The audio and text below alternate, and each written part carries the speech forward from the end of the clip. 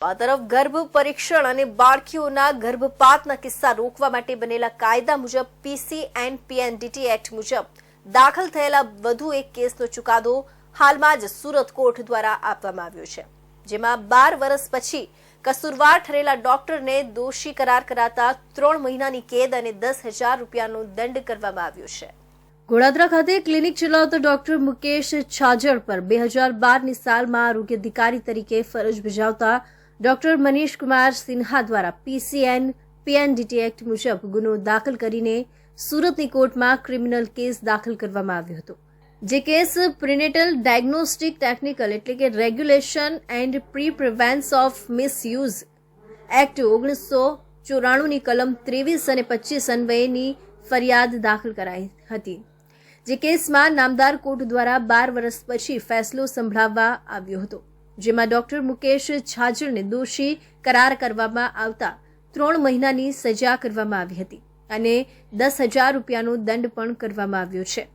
પરંતુ આ કેસનો ફેસલો સુપ્રીમ કોર્ટની ગાઈડલાઈન મુજબ 6 મહિનામાં આવવો જોઈએ, જેની જગ્યાએ વિલંબિત રીતે 12 વર્ષે કેસનો ફેસલો આવતા સુપ્રીમ કોર્ટની ગાઈડલાઈનનું પાલન થયું હોય એમ નથી લાગતું। સુરતના આરોગ્ય વિભાગ દ્વારા 2012ની સાલથી અત્યાર સુધીમાં કુલ 40 જેટલા જુદી જુદી હોસ્પિટલો અને ક્લિનિકો વિરુદ્ધ ગર્ભ પરીક્ષણ સહિતના અન્ય પીસી એન્ડ પીએનડીટી એક્ટ મુજબ ગુના બાબતમાં કેસો કોર્ટમાં દાખલ કરાયા હતા,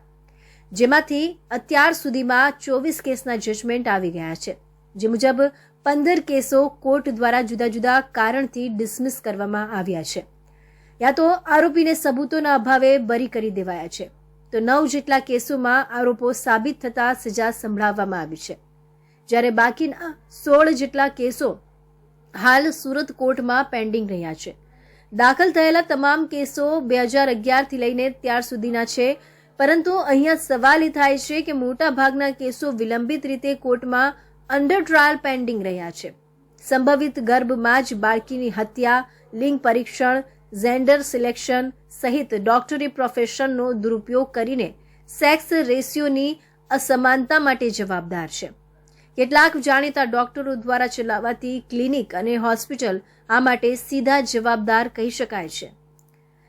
સરકાર દ્વારા કાયદો બનાવીને નવજાત બાળકીઓને રક્ષણ આપવાની પૂરેપૂરી કોશિશ કરાય છે, પરંતુ કાયદાનો અમલ કરવાની જવાબદારી જેના સિરે છે એવા એપોપિએટ ઓથોરિટી અને કાયદામાં સજા કરવાની જવાબદારી જેની છે એવી કોર્ટ દ્વારા સુપ્રીમ કોર્ટ દ્વારા નક્કી કરાયેલ ગાઈડલાઈન મુજબ કાર્યવાહી નહીં કરાતા આવા બની બેઠેલા અધમ કૃત્ય કરનારા ડોક્ટરો એના ગોરખ ધંધા કરીને પહેલા તો પકડાતા નથી અને પકડાઈ જાય છે તો કાયદાની ઢીલી પકડને કારણે વર્ષો સુધી આઝાદ રીતે ફરતા રહે છે અને કાનૂન અને કાયદાનો કોઈ જ ડર ન હોય એમ પોતાની હાટડીઓ ચલાવ્યા કરે છે। સુરત તમામ મામલે અવ્વલ રહેવાની હોડમાં હોય છે, પરંતુ સેક્સ રેશિયોની વાત કરવામાં આવે તો પુત્રીઓના જન્મદરમાં સુરત સમગ્ર રાજ્ય અને દેશમાંથી સૌથી પાછળ રહેતું આવ્યું છે અને આ મામલે સૌથી શિક્ષિત શહેર અને સૌથી ઝડપી વિકાસ પામતું શહેર ગણાતા સુરત માટે આ બાબત મોટી શરમજનક કહી શકાય એવી છે।